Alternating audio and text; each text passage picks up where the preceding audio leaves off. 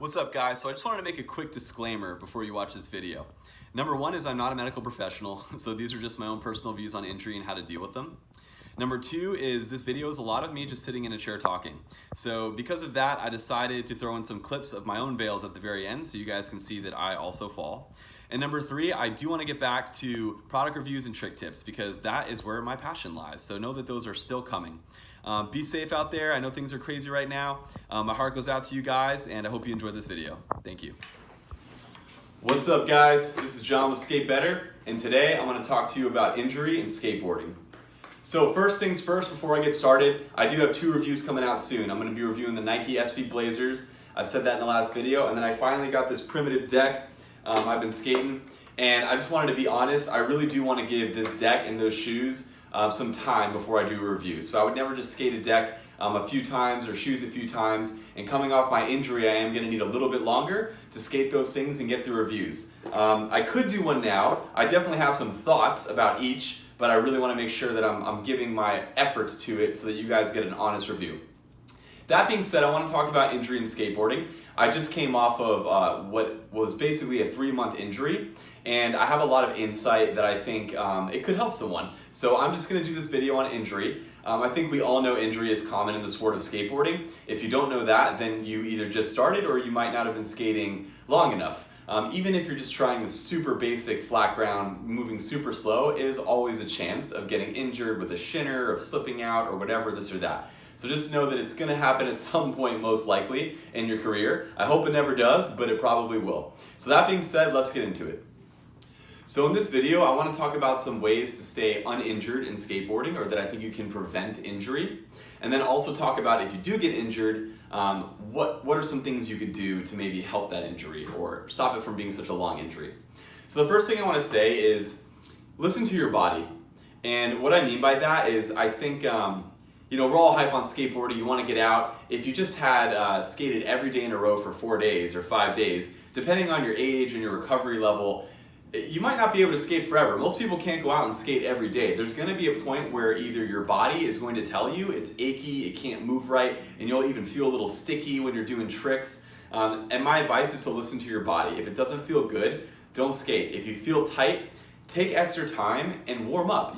Before every time I skate, I'm a little bit older. I'm in my 30s, so for me, I need to warm up and I need to do some ollies and some twisting and some things to make sure that my body is ready to skate, so I'm going to get the benefit out of the session.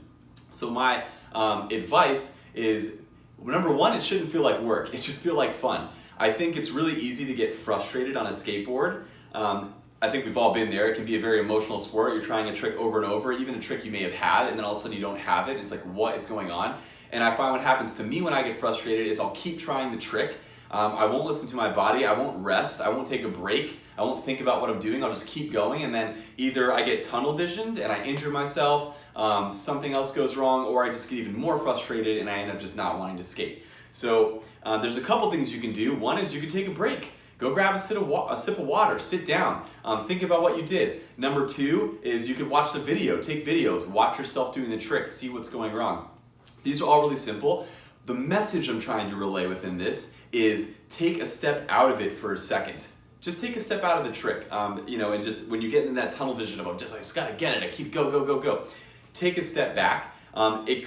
You most likely end up learning something or realizing something, and at the very, very least, you'll gain some energy back, some ATP, if you want to get really scientific, in your system that's going to allow you to do the trick again and give you a fresher perspective. Even like doing the trick going another way helps me sometimes. I'm just like, oh, it's like a new environment. So that's advice number one, is keep it fresh, take a break if you need one. All right, so the second thing I want to talk about is your limit. And that is just in general, knowing where your limit is and understanding what you're capable of as a skateboarder. So Andrew Reynolds says this best. He says, skateboarding is calculated risk. And I agree, for me, it's calculated risk. I don't think there's a such thing as being fearless. There may be someone out there that's fearless. To me, it's more about courage. Courage is having that fear and then doing it anyway. Fear is just like you don't have the fear. I think most people, what it takes is the courage to make the trick happen. And what I'm talking about with injury is a lot of times I think it's easy to get hype around your friends, to get hype around wanting to do something. Let's say you're really comfortable olling a 2-stair, and then you're at a really cool spot and it looks really clean and it's a 5-stair, and you're like, yeah, I'm gonna go do it. And I've been guilty of this as well. I'm like, yeah, that rail looks super high, I'm gonna try and board slide it, when really it's probably out of my limit and I could get hurt. So the point I'm making is sometimes when you're trying a trick that's outside of your limit, one of the ways you could tell that it's outside your limit is if it's your 15th time trying the trick and you haven't fully committed yet, it could be outside of your limit. It could be something where you could injure yourself. And the reason for that, the reason that people don't like to commit to a trick is, number one, it is beyond their skill level. So it's scary, like something really high or something really tall. Number two is they're not comfortable enough on their board with whatever movement or trick they're doing. So you're gonna continue to kick out and you're gonna continue to not commit. And sometimes when you're not committing, you have even more of a chance of getting injured because something weird could go wrong underneath you and you could end up getting injured anyway. So my point is the commitment level. Some people are like, oh, you gotta commit right away. Not necessarily. Sometimes, it's okay to kick the board out once or twice. It's okay to do like a caveman down the stairs first until you go full ollie. I think those things are fine. What I'm talking about is that mental state of, man, I've gone for this a couple times. It's not feeling right or good or locked in. Maybe instead of trying the 7-stair or 8-stair after a 2-stair, I should just get really comfortable with the 3-stair. And then and also be careful with that because not all 3-stairs are built the same. Not all 5-stairs are built the same. So what I'm talking about is the height that you're jumping down or the distance of something or the speed of something. It could be anything. But the metric that you're comfortable with, if you keep bailing, what I think helps is getting comfortable with it at a smaller level and then building up to that next thing. And I also find that will help you in not getting injured because you will not be pushing yourself to a risk that is super high. So like the pros, they've ollied down 10 stairs their whole lives. They know how to bail. They know what goes wrong. They know what's going to happen. If you're just starting, it's your first year, second year, whatever, you might not have all of that experience that they have to know what to do when things go wrong. So it is calculated risk, and my advice is to consider that when you're doing a trick. All right, so the next thing I want to talk about is to learn from falling. And here's what I mean by that. It's pretty simple.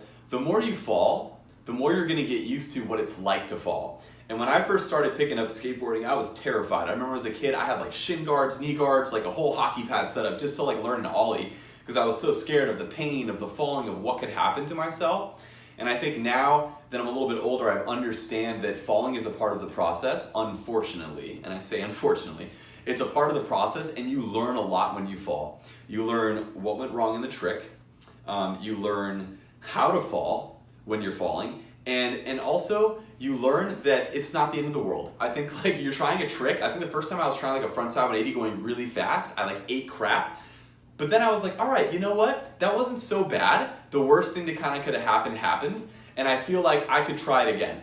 Or it's like, wow, something went really, really haywire and it didn't feel good. I didn't feel controlled. I'm like never gonna do that again.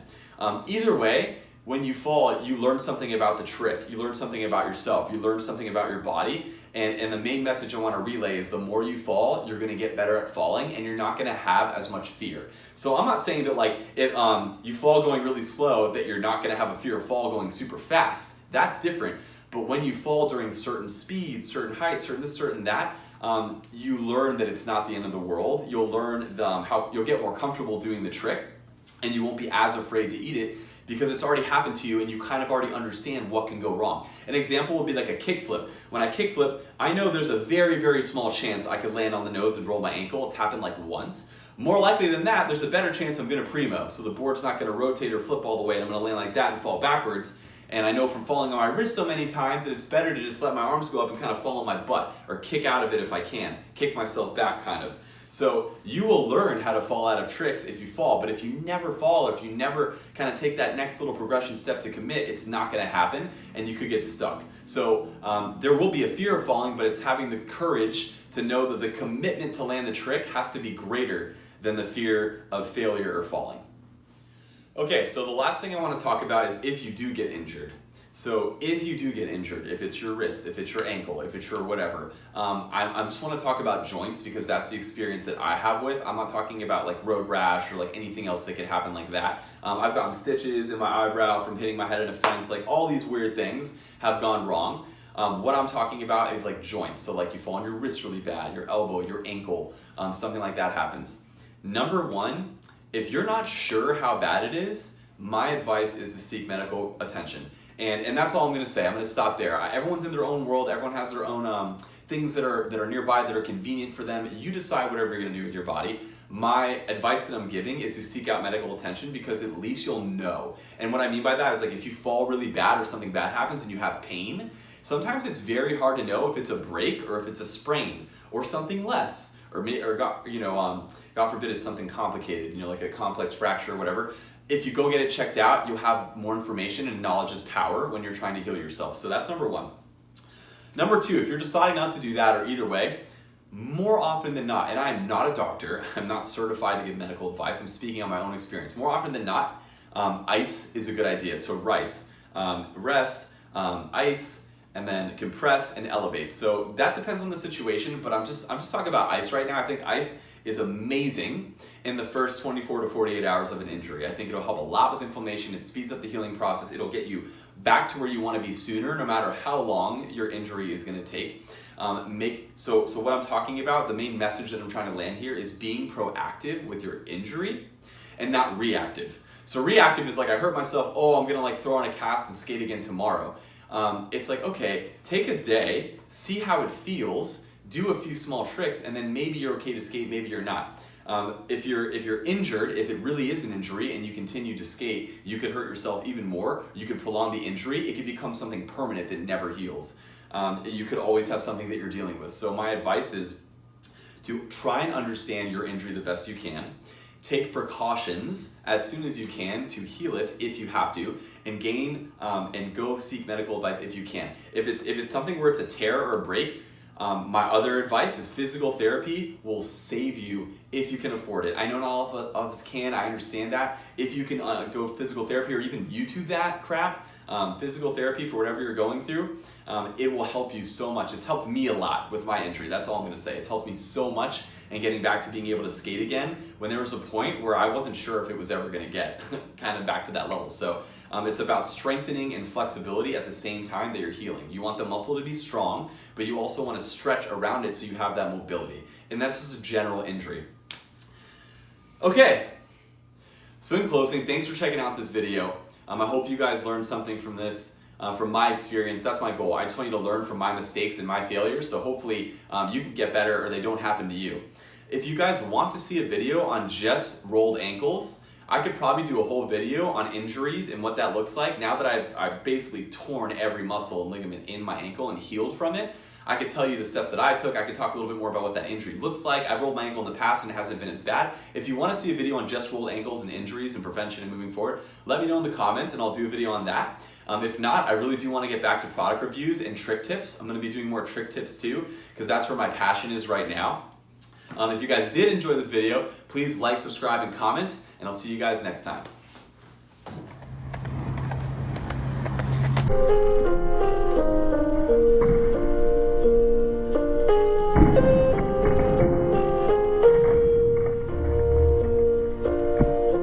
All around me a familiar face.